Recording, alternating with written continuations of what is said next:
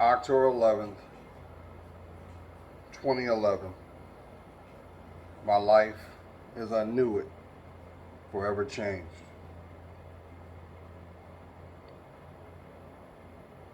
The person I was, or thought I knew, did not exist anymore.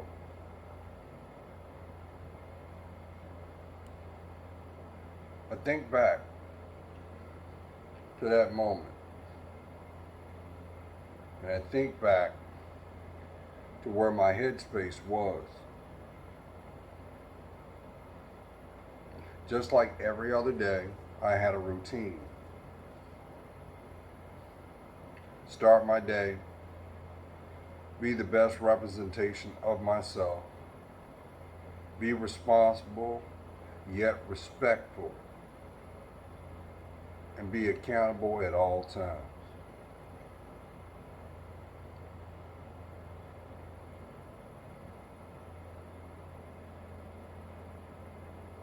That was the first day I learned what being vulnerable was truly about. I was in the midst of the beginning of my emotional storm, thinking that I was smarter than the average person collectively because I always strived to navigate my life in the best possible way. But the truth of the matter was, every breath I took, my depression was gaining speed of returning. See, at that time, family, I was dealing with betrayal. It was at that time, family, I was truly measuring my vulnerability versus my sanity. Yes, you could turn to endless hours of reference found on social media so that you could distract yourself of what was depicted in your reality. But the truth of the matter was, there was never enough because the pain was there.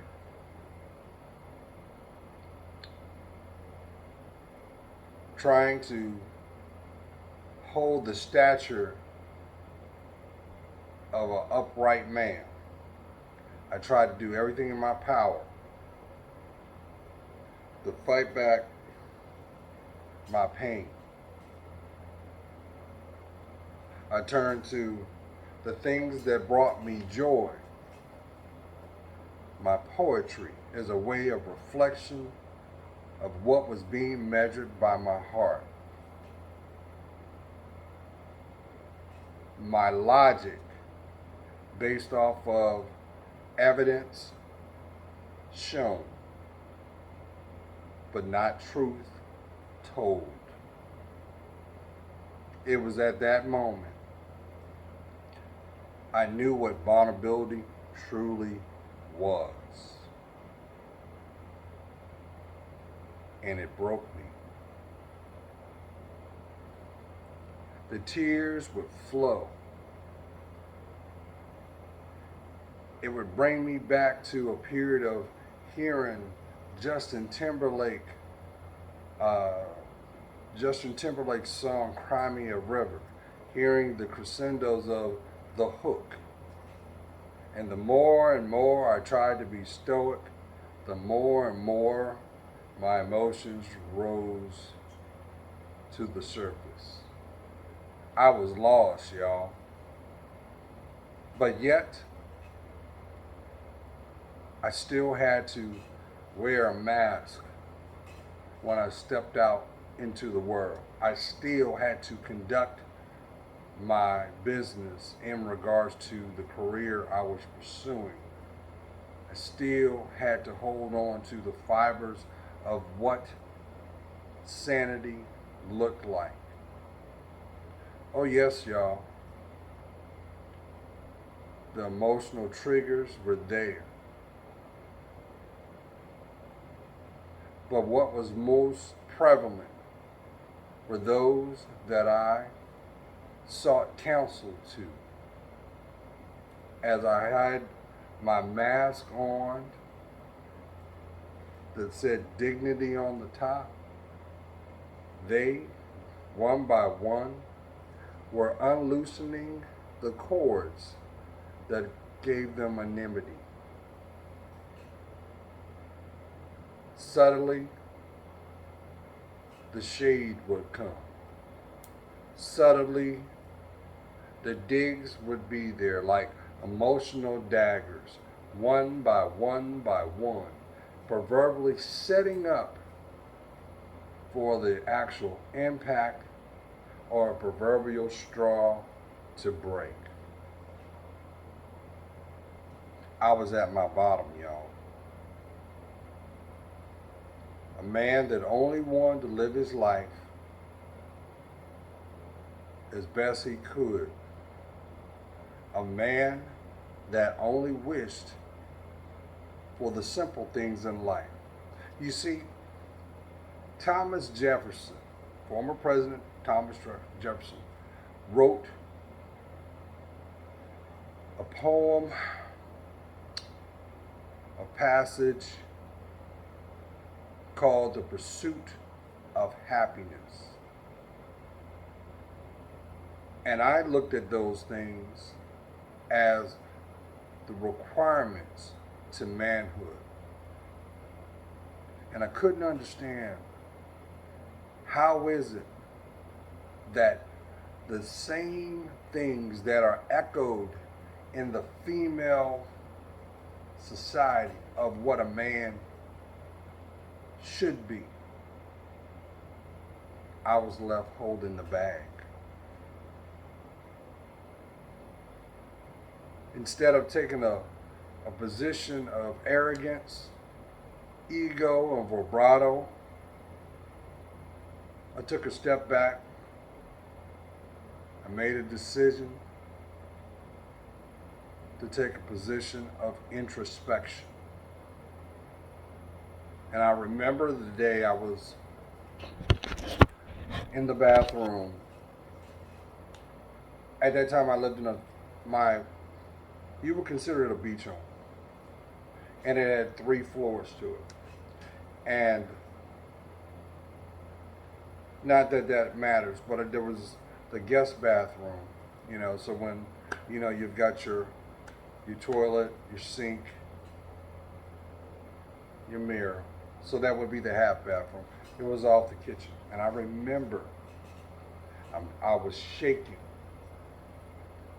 I remember the anxiety I was feeling. I remember the onset of what numbness felt like. Trying to grasp the dignity that I could find within myself, I grabbed a towel, turned on the water, submerged it, and I just put it on my face. And I allowed the moisture to absorb itself into my skin in tandem of feeling the tears come out my eyes. I was shook, fam. I was shook. And in the midst of that, family, I was like, Lord, I don't know what I did that was so wrong that the price that will be called to be paid would be my heart. But I know when it's all said and done, you have something better for me, and I don't understand it. So at this time, whatever you need of me, I trust you. Eyes bloodshot, emotions fragmented. I'm trying to be a functional man without making irrational decisions. See, family, I was looking for logic and understanding when in actuality, I should have been asking for truth. Not from them, but from me. So why am I telling you this backstory? Because the reason for it is, unfortunately, family, 50% of the people that walk on this planet will never find happiness. Out of that 50%, some will never come close to knowing what peace of mind or inner peace feels like. Also, in that 50%, some people will never be able to master their emotions. And sadly, out of that 50%, they will never be able to live in the life that they were destined to have all along. That's the stark reality, family. In a town near you, in a city near you, in a state near you, worldwide, this is a reality played out every day. So I remember the only thing that I could possibly do that I thought would be tangible was to draw close to my belief system. So, like many people,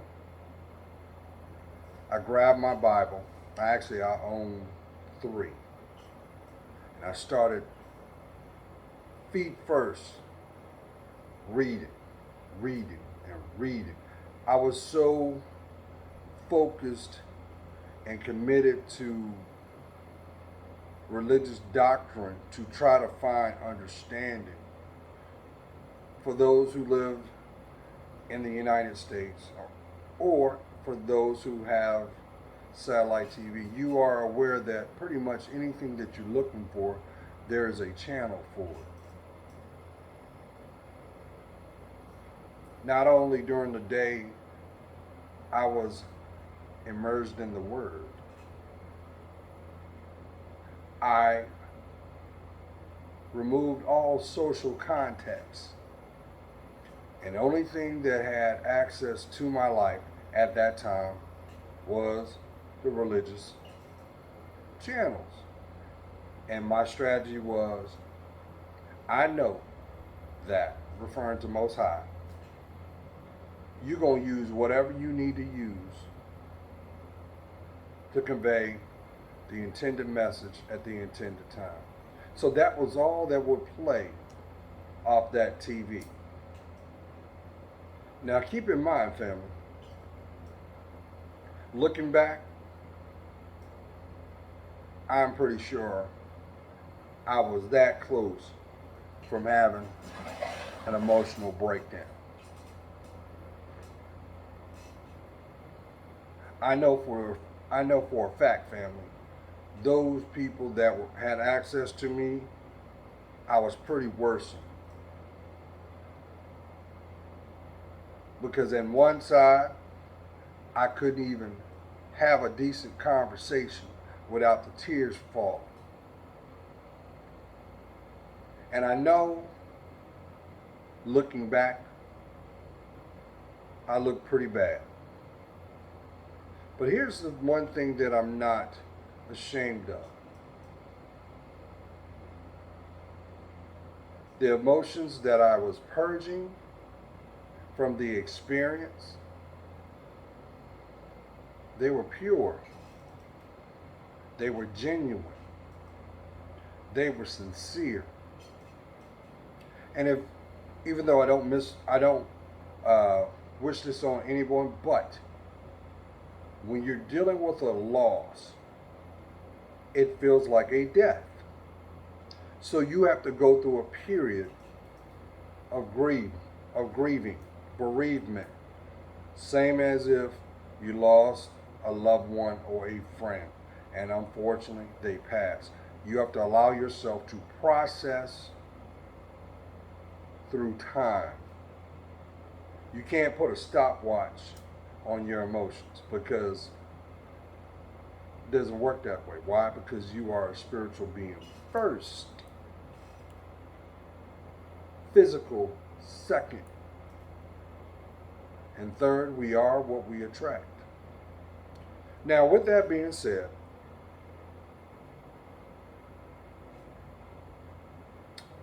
I could not ignore what I spoke earlier in the bathroom in my former residence, and I latched onto that on that mindset because I knew when you proverbially go through you're in the midst of your emotional storm, you are in your proverbial rock bottom. The moment that you decide to acknowledge your environment, that brings you one step closer to leaving it. Because what is being constructed is awareness. What is being displayed is acknowledgement. And in that becomes, through time, understanding. And then what follows after that is forgiveness. Now, you're saying, why would you forgive anyone that would have caused such pain? Because the one thing that I've learned in my walk family is this. You know the reason for the ability to forgive?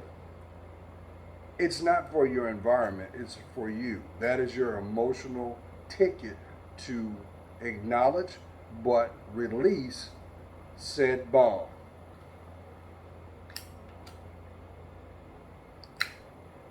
So what if your bond was based off of a soul tie? Who am I talking to? All you have in common is the physical. That's why it seems like it's a distraction, but no matter how much the effort is, you can't grow together. And if you can't grow together, how can you go together? Who am I talking to? So does it surprise you in the world that we live in today, there's so much discord? We're quick to hear people say, real recognizes real. But nobody wants to keep it real when it comes to themselves. Because it's all about saving face. Not letting your teeth show. That's what we used to say when we were younger. You showing your teeth. Meaning you're being plastic. You're being fake. So does it surprise you that we have so many people today that emotions look like they are sponsored by Tupperware, Rubbermaid? You know what I'm saying? Just put enough heat, apply the mold, new product, on to the next one. That's the mentality. that a lot of people have until the pain comes.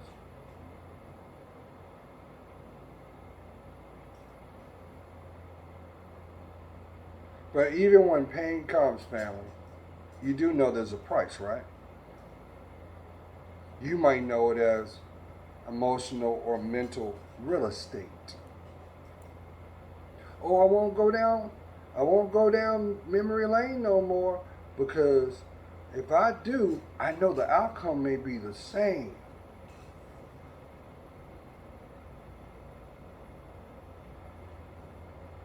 But what role did you play in that? Where were you in the story or the experience? Because there's no victims here, family. You do understand that, right?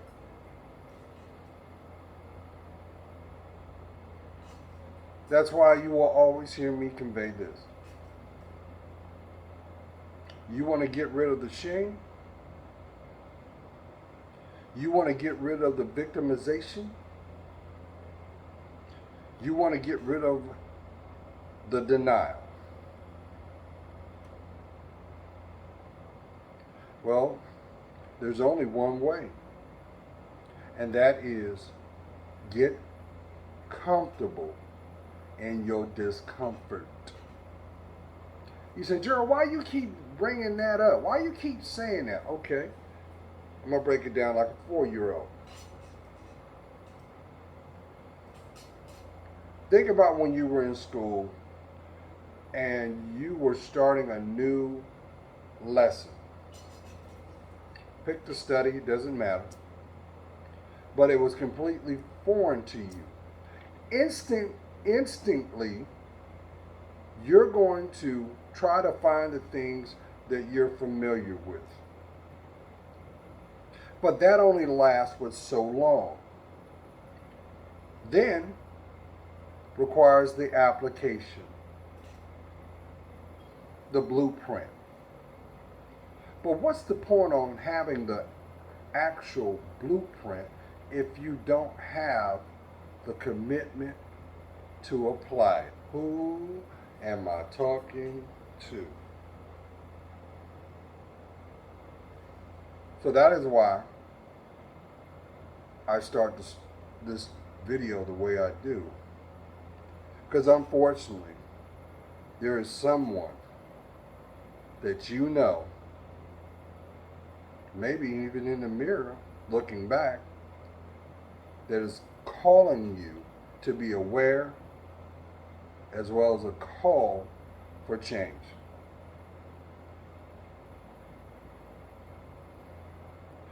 But what I don't understand is as advanced as we are now,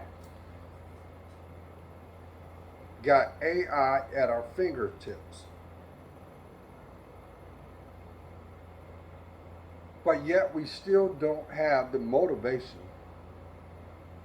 or the strength to have the conversations that we need.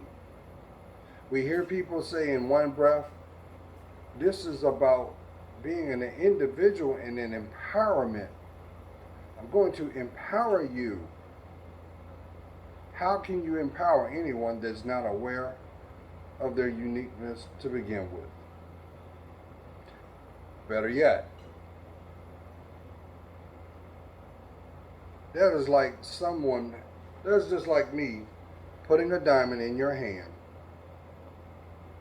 and you don't know it's a diamond.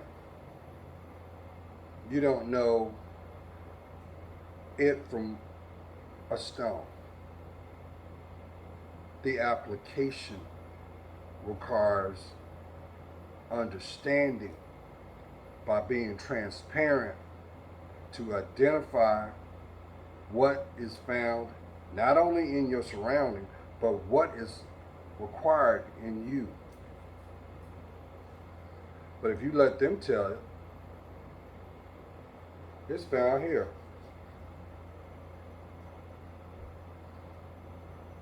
It's found, no, I'm not going to even pull it out. It's found it's by intangibles. It's superficial. As long as you got access, it can make up for the shortcomings.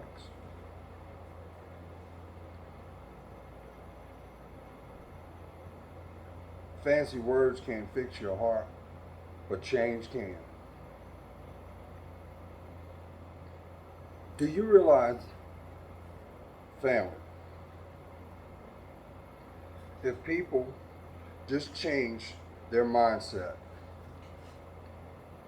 the things that they found to be problematic would not be.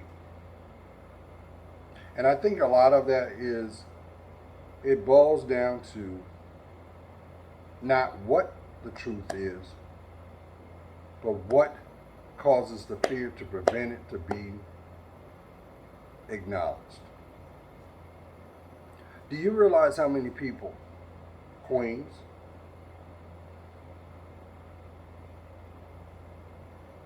I don't even know why I got to say this, but I feel this on my spirit to say this.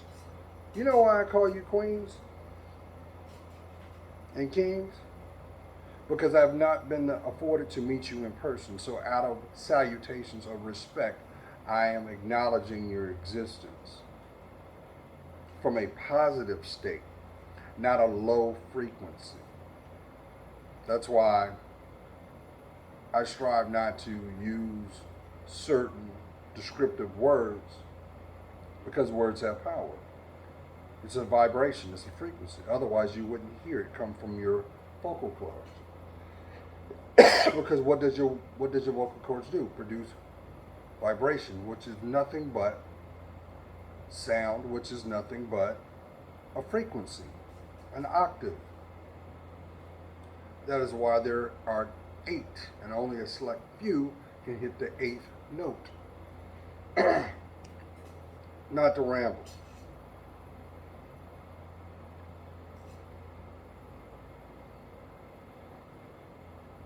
But as we advance as people, the little things that your elders told you, as long as you can remember, it's the little things that matter most. Some of the best things are for free. You were born with the greatest gift ever. That was that mind of yours. That is why your elders conveyed to you, you can be anything you wish to be. Why? In simplistic form, you gotta bear with me, my soup coolers are not working. From the most simplest form, they were telling you the power of manifestation. If you can speak it, you can be it. Very simple, right? But the requirement is dedication. That's why you can never be them. That's why you are you. Now, granted, we share commonality. We can even be empathetic. Some things you can relate, some things you will not, because that's not tied to your life experience. Hold that thought. Okay. Had to use the restroom. So, what I'm trying to refer to is the greatest gift you'll ever possess is your mind. Because that is the skeleton key that opens the door to your reality. So there's a responsibility of what makes your reality, your perspective, your connection, aka what we got in common.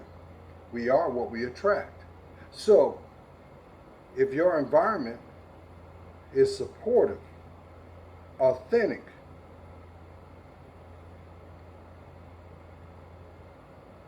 what will be grown from that is opportunity, dedication, ambition, and the desire of growth, to have the ability to always question than actual acceptance. That is why you hear people talk about the term critical thinking, because unfortunately, the more we are advanced technology, unfortunately, our critical thinking rescinds.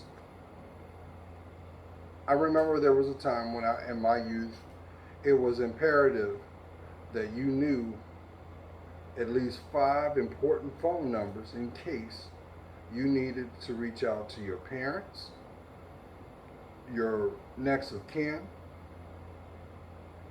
They were ingrained in your psyche. You knew them from front to back, back to front. And normally, when you were at a certain age, you knew where you lived at, how to get there, and what to do and what not. Some of y'all remember the special code that your parents would use when they would call you, and they would tell you, don't pick up that phone. But you knew it was them. But you knew it was them because they would call a certain way. Especially shout out to my latchkey kids. We know about that. You are independent way before your days. But that's okay. It's part of your story. So, just to backtrack real quick.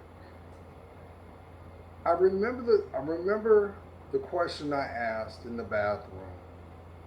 I'm all disheveled, and then I watched myself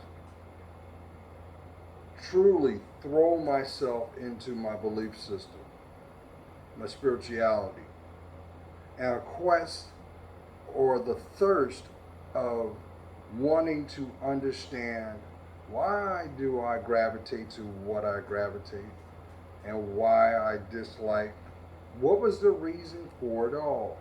So I was determined to unlearn said bad habits and be willing or vulnerable to embrace new direction. And then I remember one day I was I was in my room, and had the, I don't know, TBN or Daystar, one of them on, and I heard, this is when Pastor T.D. Jakes was very influential on TV. He was on there. This is before Joel Osteen and all that. But just so happened, I found myself gravitating to his sermons. And I knew that there would be something distinct that would stand out, and I would hear it. And that used to be my validation of maybe something I was pondering, because you're looking at, like I said, oh, my heart was broken. I thought I was going to get married. I was trying to be a responsible man. And unfortunately, God had other plans. And I don't mean to be mean, but no.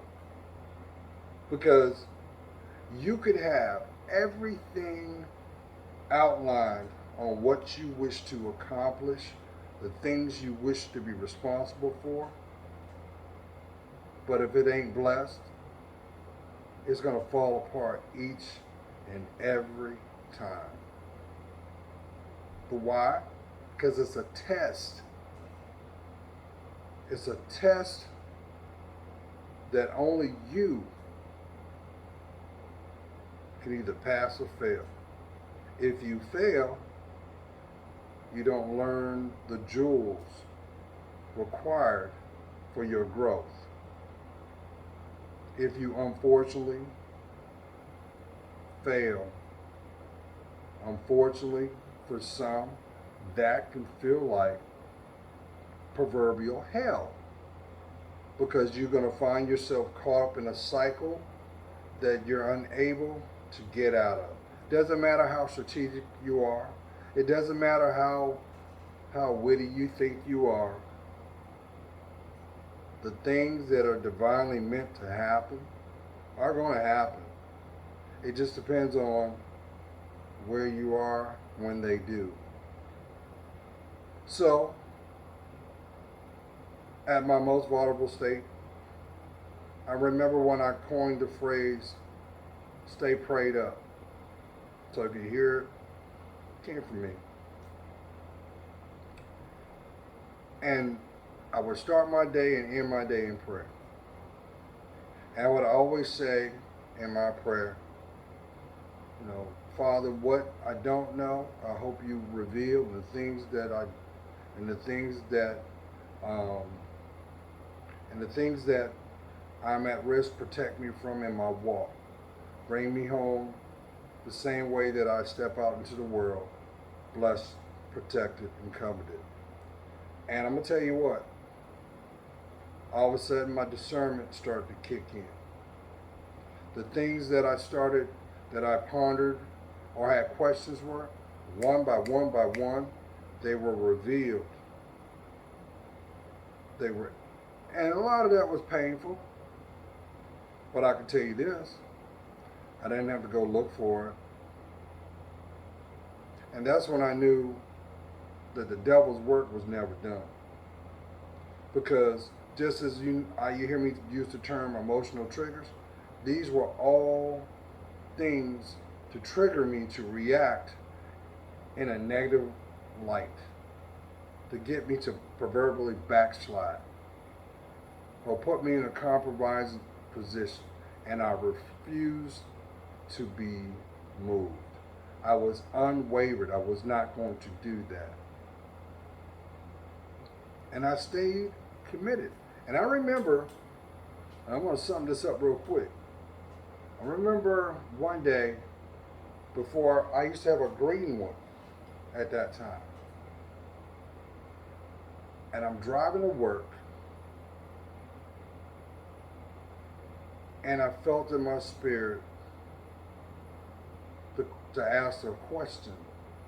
The question was, can a man be made new? Like somebody taking a branding iron to my flesh. It was just sitting in my mind. And I was like, man, if this ain't like a parable, a riddle, what does that mean? Made new. What does that mean? And I can't remember where it was, but was it Proverbs? It was in one of the books, and because I've been reading, and there it was, bigger and bold, as if I had read it, and it was like, here's your validation. And basically, in short, it said, I'm short version, I'm just going to short it up. And more or less, when you're ready to place the Most High in front of you, all the things that held you back will fall from you, because now you've been covered. In other words, all the fears,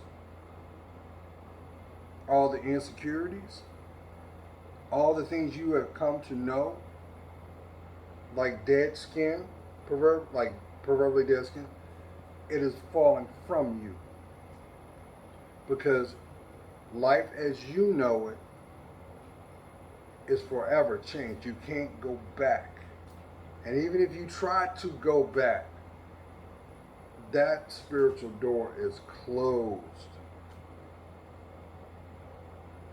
And the reason I'm saying that, because I remember I was really emotionally drained, and I fell asleep, and I'm laying on the bed, TV's on, it's on one of the religious channels, and I had this dream that I was walking, and I know this is also a religious depiction too. I was walking in a valley. I was walking through this tall ravine, right? And you know, like you see in the movies, you got the tall mountains, but there's a path in between. And I'm walking, and as I'm walking, the walls are starting to slowly kind of get narrow as it winds around. I can see the sand on the floor. The the the rock was the same color as the sand. And the more and more I kept going, I wasn't looking behind me. I could hear people talking, you know. They were laughing, you know, whatever. You know, I could hear conversation, you know. And I'm walking, and then it gets kind of tight, and I kind of turn to my side, and I kind of shimmy through. But I made it through. And all of a sudden I stop and I go to look back. And when I look back, where I came from, it was closed. It was like proverbially my back was on here. You know, I'm like, I was just on the other side of that. And I could hear the people, kind of frustrated. I could hear the kind of like they were almost like, I'll be like, you know, where is it? Where, you know. And now it's starting to turn a little dark. Like now they're kind of fussing because now they can't get through. And I was disappointed because I couldn't go back. And then I turned the way I was going, and I kept going, and then I woke up. And I was like, what was that dream all about? And then it made me think about the prayer that I asked. You're the person that you are, no matter the setback, no matter the pain you done gone through, no matter what you have seen, no matter what you have experienced. You may not realize this, but this was all preparation for who is waiting for you down the road. The real you. The person that you proverbially are going to become. So just as you heard me always say, not everybody's going to know your story. Not everybody's going to earn the right to walk with you. Not everybody's going to be able to share your thoughts. But the select few will appreciate it. That's for somebody. I never forgot that. I never forgot. And I look at where I am now. Right? Present date, where I am. If someone had told me in 2011, 10 years later, you are going to be in a garage on the island, one of the islands in Hawaii, I would have looked at him like, that's a good thought process, but the logic, the realistically, nah. Maybe if I go visit one day. But God had other plans for me.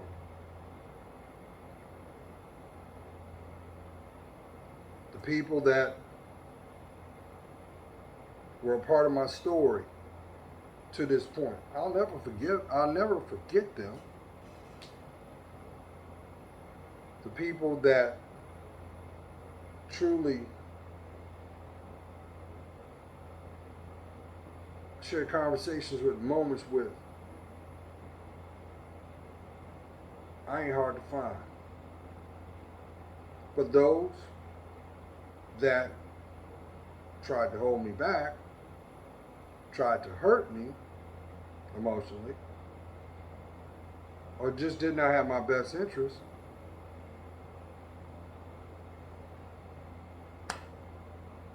God removed him out of my life. And see, sometimes, family, and here's my point, there are certain things you're not going to be capable of actually doing physically, no matter how your mindset is. Because you got some people think, well, you know what? If I go upside his head, he'll leave me alone.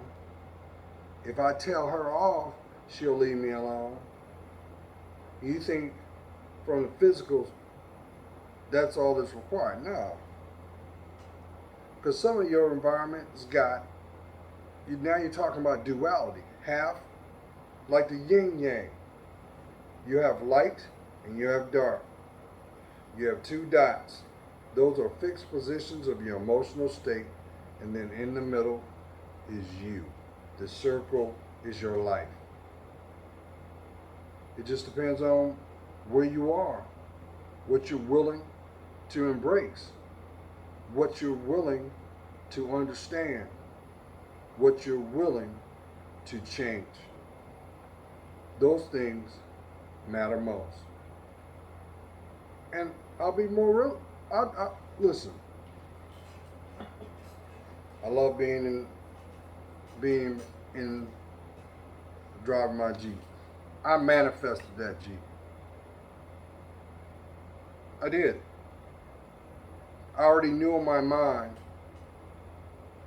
that in the divine moment in time, I was going to have a new one. Like I said, I had a green one, and I caught hell with that thing. I caught hell. And then when I lost it, I went through a period. Everything about my life fell apart. But, it just did. But see, that's how the devil works. Because the devil knows as long as you're not focusing on you, you're not going to be focused on the things you need to do. That's for somebody. But if you're not willing to be honest with yourself, by first acknowledging what is not working for you, you're just compounding or delaying the outcome you should have, need to have, not what you want to have. That's why I got this right now. Somebody saying, well, I really want to be with him. He don't want to be with you. Because if he wanted to be with you, he would change. I know somebody just like, oh, hell no, he didn't say. Yeah. That could be your example of what a soul tie is. Now, I'm going to throw this out there. Some of you actually believe you were cursed at birth. Who am I talking to?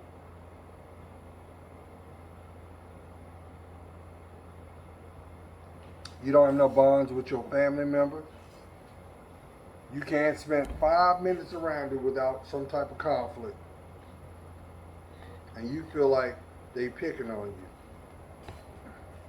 No, you're the chosen one that's going to save your family lineage, your family name.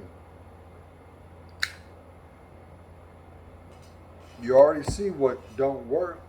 You also see the pattern that's in your direct family.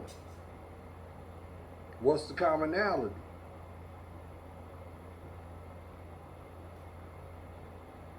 You know what it is. You don't have to be a part of that, but that doesn't mean that gives you the liberty to have a judging heart either. You say, well, why not, Gerald? Everything about them is negative. Be the exception to the rule.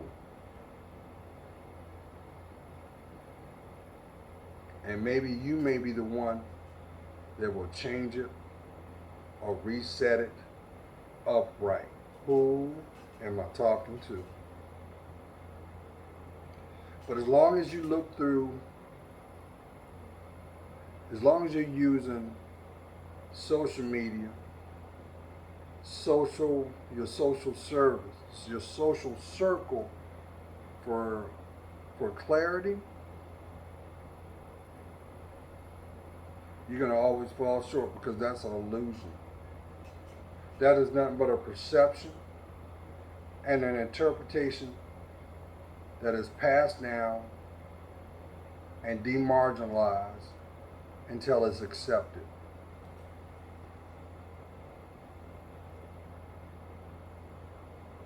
That's why you will always hear me say this: Queen, stop looking for your king. Prepare for him. King, you cannot call yourself a king until you understand what it is to be a man. That is not measured from what is found between your legs or what is folded in your pocket. Because no matter if it doesn't matter what you possess physically, if you do not have the ability to see your own self-worth, you will never be capable of protecting her heart.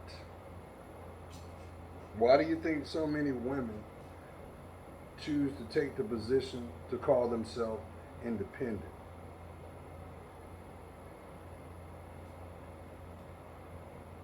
Think about it. Well, Gerald, I know how. I'm a lover. I rock them bells. That don't make you a man. That's just a aspect of manhood. But if she can't come to you at her most vulnerable state and bare her soul emotionally, why are you there? I'll give you another one, because I got to be mindful of the time.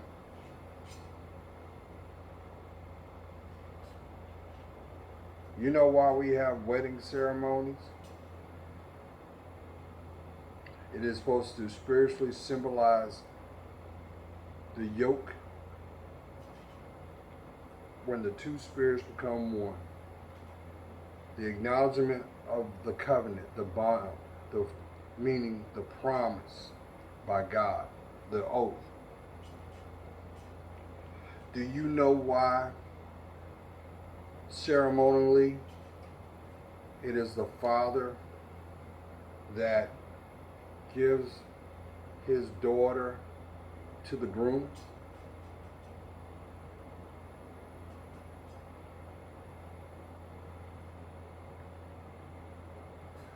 It's because that is his physical manifestation of his greatest treasure he could bestow to another man.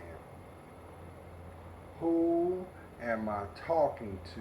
So if you are incapable of filling his shoes, don't do yourself a disservice, because that's what's required. She should be just as vulnerable with her father than as her husband. It's the same level, because she trusts her father. She should. And let me throw this out here, because that was a trigger for me. Point. If you don't hear anything I've ever said, if you are having a failure in your relationships, it's because you don't have a relationship with your father. Now, I know somebody's going to say this: well, Gerald, I never had a relationship with my father to begin with. I'm going to tell you this. If the man is still above ground, it is your responsibility to connect with him. He said, well, why? He wasn't there for me. Number one, not to discredit your pain, your emotion, but you take that same energy that is your anger and turn that into your passion so you can have your truth. Who am I talking to? Because you know what happens? You know what happens, Queen? When you, why do you think so many women are promiscuous this day, in this era? You know why? It's not because she's trying to find the perfect lover. She's trying to find the perfect piece that she should have had like she did when she was a little girl.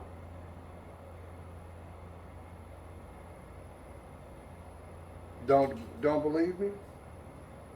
Why do you think you don't? Why do you think it's so hard for you to decide what you want to eat? You ain't the only one that can't make a decision on what you want to eat, but you know when you're hungry.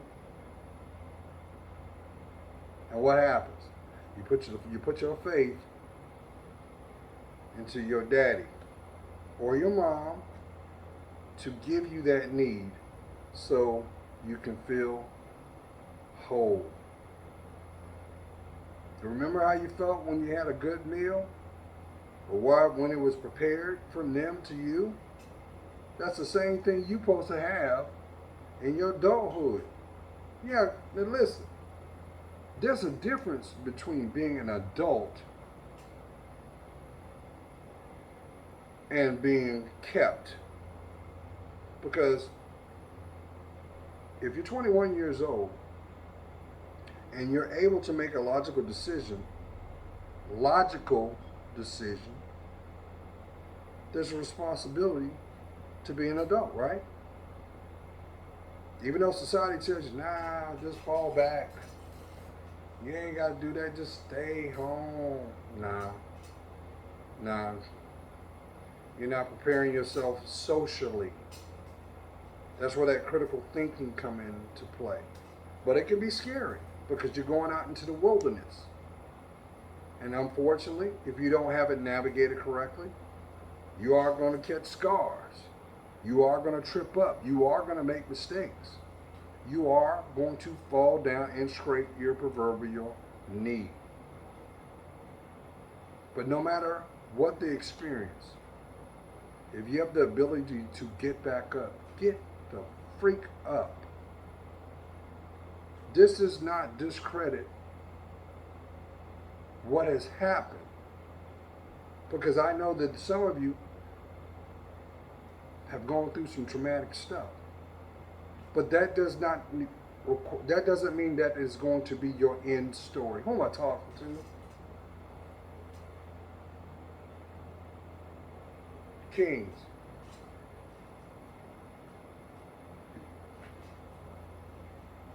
I know the narrative has always been sow your oats. I know that. I was once young too. But you know what's your most precious gift you can bestow to the right woman? Next to your heart?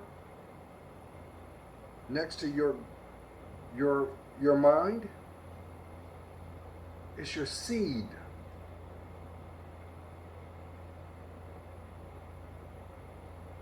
If it wasn't so important, you wouldn't have artificial insemination locations or sperm banks out there. Because without you, she cannot create a child, no matter what science tries to tell you.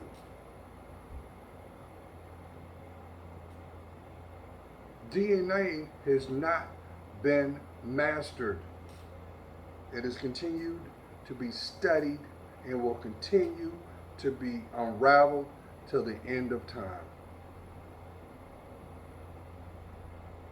But as long as you let them tell you, they'll continue to keep you distracted from you. That's for somebody.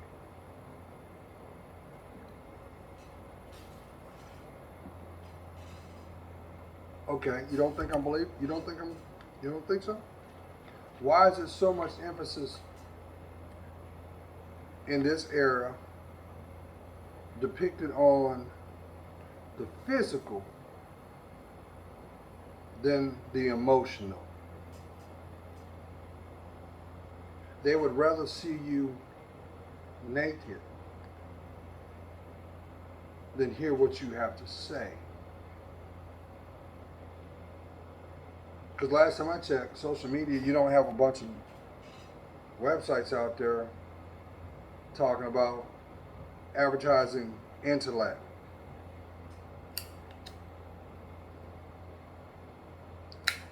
I don't see I don't see sponsors or sponsorship opportunities about based off of what you got to say. Because that doesn't move the algorithm, even though it should. But the broken, the disheveled, the distracted, those are all margins for economic gain. Who am I talking to?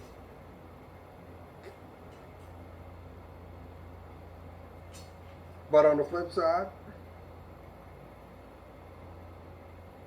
even in the midst of my storm, I prayed for clarity.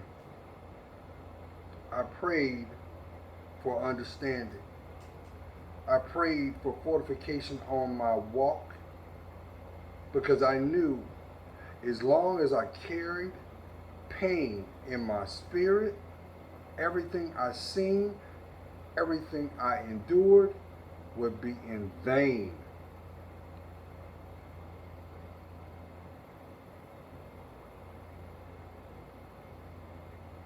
They ain't been in your life 5 years, but yet it feels like they're in the same damn room. You bring their name up, flame on.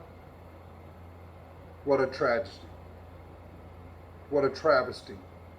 What a tragedy.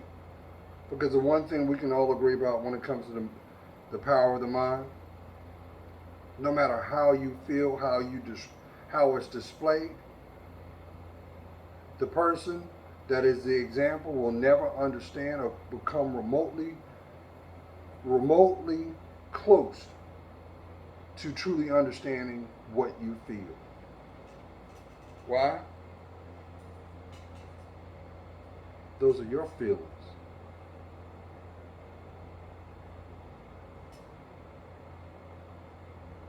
But the one thing that I have come to learn is this.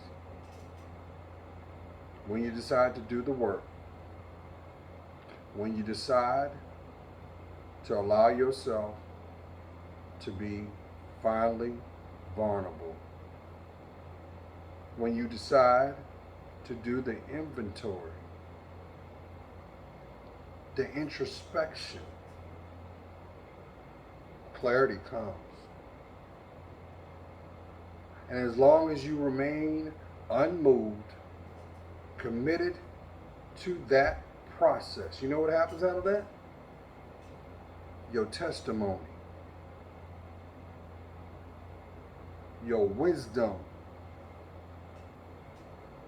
your truth, your purpose. But if you let the naysayers tell you, you don't need none of that. Just be part of be a part of the conglomerate. But every day, the examples always show fact. You can have everything that you want, and it matters not until you decide to invest in what you need. That's what freedom's about, family. So you will never find fear where truth lives.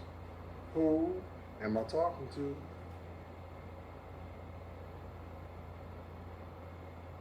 Let me look at this. Okay, I'm gonna wrap this up. I got a feeling somebody right now, all you want to do is be a mother. And you have tried over and over and over again to try to get pregnant. And you know, you're like, I don't get it. I don't understand. You've even gone and gotten tested, make sure that your immune system's good to go. You've actually checked, both of you have checked his sperm count, her egg ovulation. You've done that because you're allowing science to lead the way. What about your mental state? What about your emotional well-being? Does it not surprise you? How is it you see this all the time? People may be together for a period of time, can't have children, no matter how long they. And the moment that they are parted ways, a baby is conceived. Who am I talking to? You can't have the physical without the spiritual. Some of y'all are waiting for your happily ever after too. Yeah, you are. You're saying, when is he coming?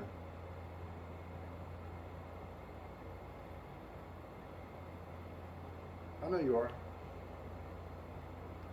Now this is going to sting though. To obtain the things of your dreams, you got to be able to stand firm in what you need. And you're going to be tested. You can't backslide. You can't. That's why rebounds do not work. Those are nothing but distractions that get in the way. But if you make a conscious decision, you say, you know what? I remember when. Now it's time. And you stay focused on that. As I mentioned before, how can a man be made new? It is when he embraces change. Be the best you. Don't let nothing stand in your way. Don't worry about them, because secretly they're not thinking about you. You deserve better. And when you decide to claim that, your smile will come back. Peace.